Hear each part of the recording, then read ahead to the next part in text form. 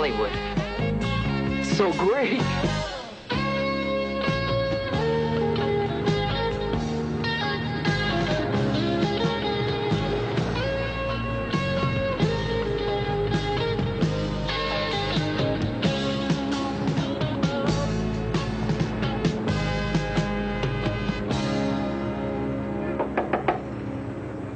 One, two, three, whip. Sing with it. Oh, drop it. I'm okay. I'm fine. Just had a pain in my side. Oh. What's he got in here? Money? Something I can do for you? Well, I'm here to see Mr. Winkler. Oh. There you go. Oh, easy. Come on, Brooks, are you okay? I don't know if they'll open it up again just for Lift you. it higher. One. Come on, lift it. Try it again. Everybody ready? Most folks think that it's a strange occupation. Some folks call us a deranged aggregation. We can't help it. We're just happy this way. Mama always wanted me to be your physician. Dad said he'd rather I become a beautician, but we can't help it. We're just happy this way. 'Cause it sure beats working for a living, but it ain't much for living these days. Yeah, it sure beats working for a living. We're just happy this way. Okay, back to work. It's nobody famous. It's nobody famous. Oh, that thing is heavy. Sad day, isn't it? I'll say. Did you know Buddy long? No, I never even met him. See, I sent him some cartoon samples from Duluth, you know, some storyboards and stuff. And he wrote back and said that maybe if I came to Hollywood, he might be able to find some kind of job for me. And you came all the way out here to find this. I don't even know where I'm going to stay. That's tough luck. On the other hand, compared to Buddy, his luck's pretty good. Of course, then again, old Bud's got a place to stay tonight. He's a writer. Why was Mr. Winkler lying in state in there? Aggie thought it was appropriate that he stay at the duck factory right up to the end. Okay, what do you say? Let's roll. She seems to be holding up well. Who? Aggie over there, Mrs. Winkler. Aggie isn't Mrs. Winkler. Aggie's the business manager. Well, then which one is Mrs. Winkler?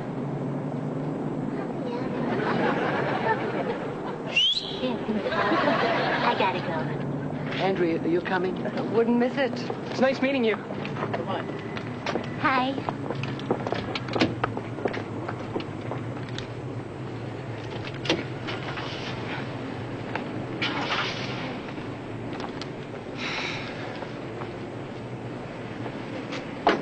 You just gonna hang around here? I just don't know what I'm going to do yet. Want to come with us? Where? I don't know. To the funeral? Could I? Oh, that'd be great.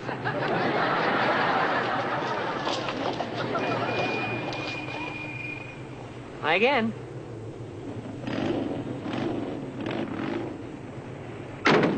Excuse me. Aren't you Brooks Carmichael? Yeah. Probably your biggest fan, Skip Tarkenton. Skip? Skip. I've been seeing your name on cartoons ever since I was a little kid. You're great. No. Are you an animator, too? Assistant film cutter. Actually, I'm the cutter, but Buddy wouldn't promote me because he'd have to pay me more. Looks like Buddy isn't the only thing that's dead around here. There goes Buddy. Aggie, I wonder if I could have a little push.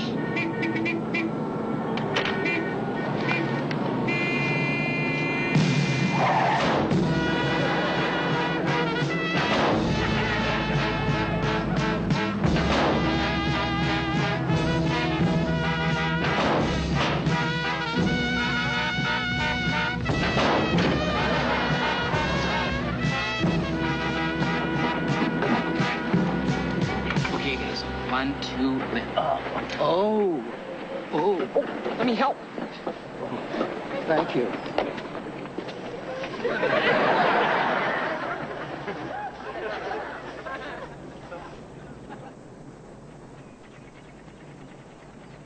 What time did you tell him to be here? Tell who? The minister. Was I supposed to do that? Okay, listen up. We're gonna have to wing this. What? The widow Winkler forgot to get a minister. What are we supposed to do? I went to a funeral once where everyone told nice stories about the guy who died. This is Buddy Winkler we're talking about. We don't have a nice story between us. I'll go first. I'm sure everybody here knows that nobody was closer to Buddy than I was. Nobody. I'll never forget those nights at the studio when we worked till after midnight, sometimes all night. And now, that dear man is gone. I remember so well the last time I saw him last Tuesday. I was on the phone getting estimates on having the toilet fixed when Buddy looked up from his desk and winked at me in that way of his and he said, Ag. He used to call me Ag. He said, I don't know how the duck factory would get through without you. If anything should ever happen to me, I want you to promise me you'll take over. I intend to keep that promise. As I stand here on this very solemn occasion, Wall, I'll never forget the first time I met Buddy. you're doing the duck. Oops. Darn it. Excuse me. Anyway, I went to Buddy and asked him if I could borrow $7,000 for the triple bypass surgery. He sat there and thought about it and said, Frank, you know how he liked to kid us pretending he didn't know our names. Frank, he said, I really would like to do it, but there's this speedboat I got my eye on. I'm going to have to say no. Of course, I didn't have the operation, which was just great, because it turned out that they mixed up my angiogram with somebody else's. So I'm here to thank Buddy for the fact that I didn't go through any of that unnecessary surgery. Thank you, Frank. So it was my turn to help Buddy wash his car. And I said, Buddy, a lot of us have been thinking, and, well, we'd like to have a group medical plan. Buddy put his arm around my shoulder and he said, hey, why didn't you say something before? I'll fire the whole bunch of you and you can all go over to Disney. I hear they've got a great medical plan. And he turned the hose on me. Your turn.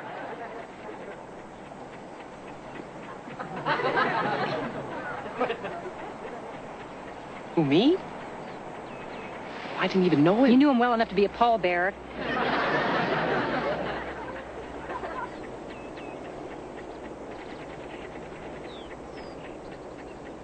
I didn't know Mr. Winkler at all. Well, but to me, every kid who ever watched Saturday morning cartoons, Buddy Winkler was a household name, like Spider-Man.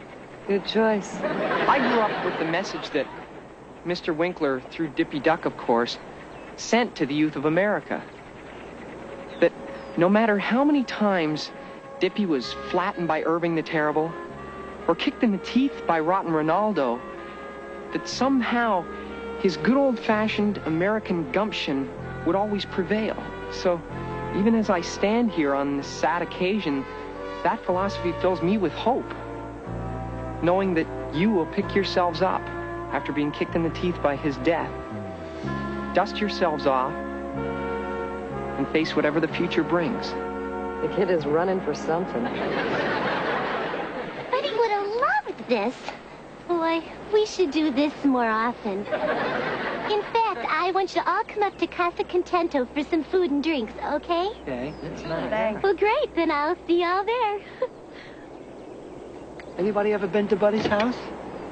Anybody know where the hell it is? Oh, I was there a couple of times, but it was so dark I don't think I could find it again. Then how are we going to get there? Follow that car!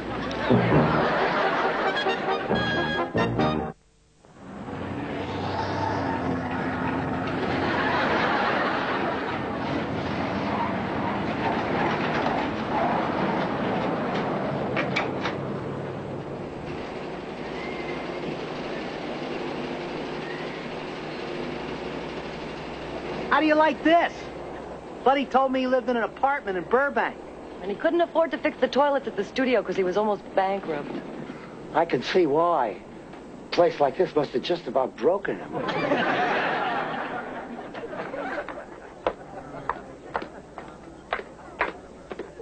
I decided to change it to something a little less somber. I mean, Buddy wouldn't want me to spend the rest of my life in mourning, do you think? Sure he wouldn't. What was your name again? Skip Tarkenton. Oh, right. Oh, of course. Buddy just thought the world of you. No, see, he couldn't have. I just arrived in town today, so I really didn't know him at all. Well, hey, I can relate to that. I only knew him for about 3 weeks myself. So I guess you and I knew him less than anybody who's here. Come on, sit down. 3 weeks? That's all? Yeah, but you can really get to know a person pretty well in 3 weeks. How did you, come to me? Oh, well, it's a cute story. Buddy's wife died, so he came up to Vegas to work out all of his grief. And then he saw me in this topless ice show, and that was like it. Topless. I've played a little hockey. Oh, well, to tell you the truth, I can just barely stand up on the ice, but you don't exactly have to be Peggy Fleming if you're willing to skate with your shirt off. You know what I mean? What are you going to do now? I guess I'll look for a place to stay and then try and find a job. Well, hey, you could always stay here. There's tons of room. Well, that's very kind of you, Mrs. Winkler, but, Probably wouldn't look too good right after his funeral and everything. Well, I guess I better go talk to the others.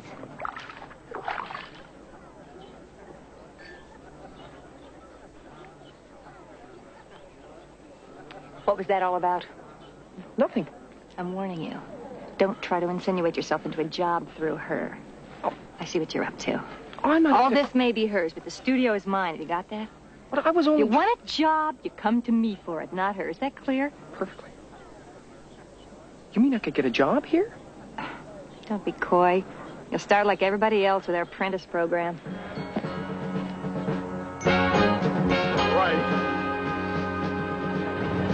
Where are you planning on staying? I don't know. Is there a Y around here someplace?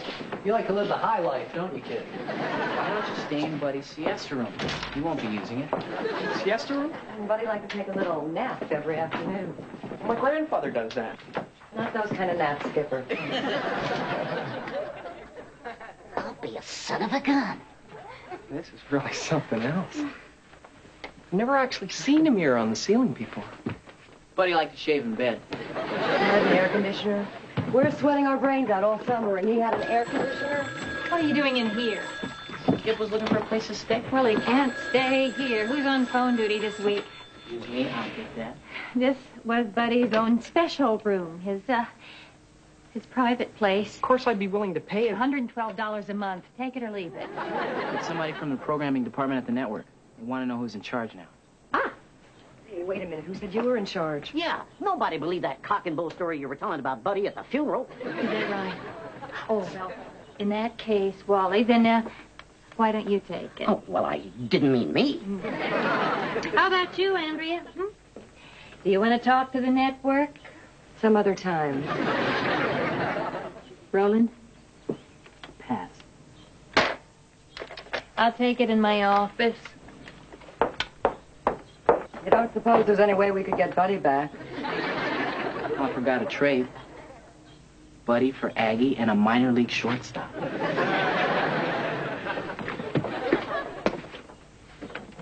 Is this your stuff? Yeah.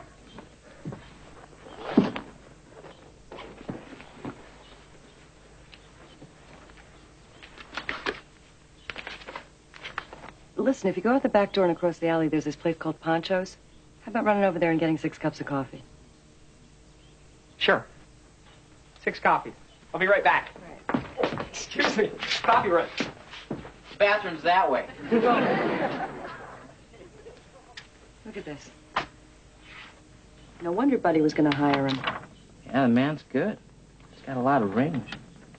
Where'd he go? I sent him for coffee. Baggy sees this stuff, I'll be the one going for coffee. Make mine cream and sugar. Nobody animates like you, Mr. Carmichael. Oh, sure. Lots of people do. And please call me Brooks. No, I mean it. Look at his tongue swatting flies. He looks demented. Just an idea. Yeah.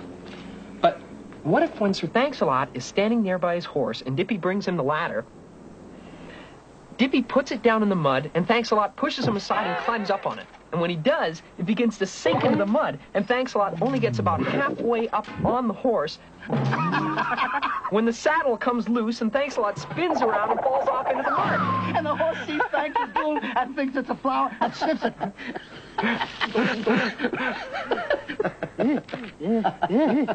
The horse sneezes. Right out of the picture. And Thanks looks up and sees him coming down, and he knows it's my time. We can't do it. Why not? Aggie won't let us. Too expensive. She and Buddy made a deal with a guy in Panama. He's got a whole bunch of Indians. He's teaching them to animate at 50 cents an hour. That's terrible. Better than grinding corn. Maybe you and I could do this. I'll work nights, weekends. That'd be great, but I don't know. What's this? Aggie asked me to make a list of directors who are available to replace Buddy. Well, why don't you direct? You're better than any of these guys. Me? I am over the hill. I haven't got what it takes anymore. Who told you that? Buddy. Every time I ask for a raise. Well, he was wrong. You're just as good as you ever were. I was never that good. When I was a kid, all I ever wanted to be was another Brooks Carmichael. You got me confused with somebody else. No, I don't.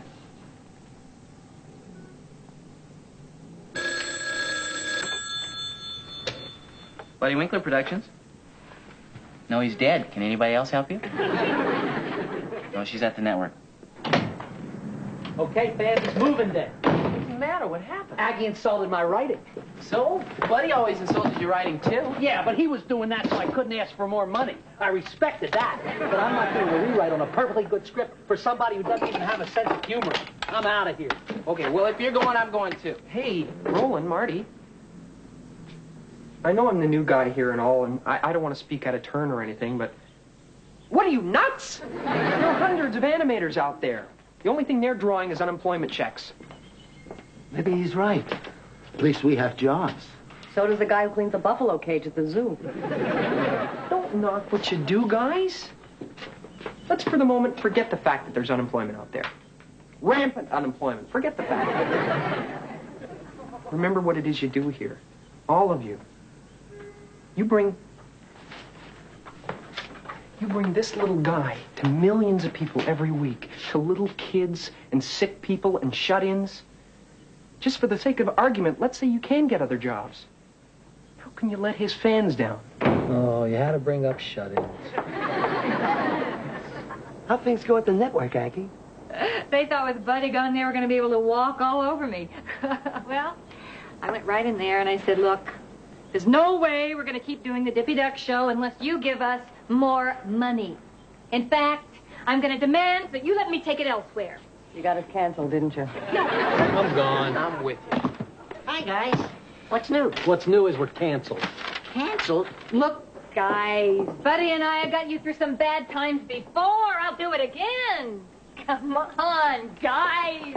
Every cloud has a silver lining. Hi. Hi. I just had a meeting with Buddy's accountant going over his liquid assets. And Mill told me that Buddy Winkler Realty is generating good cash flow. And so is Buddy's chain of adult motels and his religious radio station in Shreveport. But that Buddy Winkler Productions itself is a real turkey. So he thinks I ought to sell it. Sell it? Mrs. Winkler, you can't sell Buddy Winkler Productions. But I have to. It's a real turkey. What I mean is, Buddy Winkler Productions isn't just this building or a name. It's people. It's Brooks Carmichael, a legend. 40 years in the cartoon business, who even in his grief at your late husband's passing sits hunched over his drawing table, stopping only for an occasional cat nap. Aggie, it's the network. I'll take it in my office. It's Marty Fenneman, probably one of the great wits in America today. Did you hear the one about the nun, the rabbi, and the kangaroo? Did you write that? About our little misunderstanding this afternoon, I wasn't myself. It's been such a strain trying to hold things together these last few months. Buddy, rest his soul, became completely senile. His poor old brain went to cottage cheese toward the end. I begged him to let me make some changes in the Dippy Duck show to take advantage of the new technology to make it cheaper. Yes, that's right, cheaper. And of course, there's Buddy's own inimitable spirit, which will never die as long as there are friends like these to cherish him in loving memory. Oh, I don't know what I could have been thinking about, but I don't know how to run a cartoon studio. And that's why we're here, right, gang? I'll follow you anywhere, Mrs. Winkler. What about the rest of you guys? And there's this fabulous animator that every studio in town has been bidding for. And I thought, well, what the heck? Price is no object. And he's decided to accept our offer. Oh, and he has the most wonderful ideas for breathing new life into the show. So, what I'm asking is that you don't cancel the show until he's had a chance to show you some of his marvelous proposals. 48 hours? And they say networks are cold and heartless. See you then. I decided not to sell the studio. Wise choice. Who's that guy you're talking about? Yeah, he sounds great. You better be. Who is he? You. Me? If you can't pull it off, I'll see to it you never work in this town again. You'll never work anywhere again. Certainly sounds fair.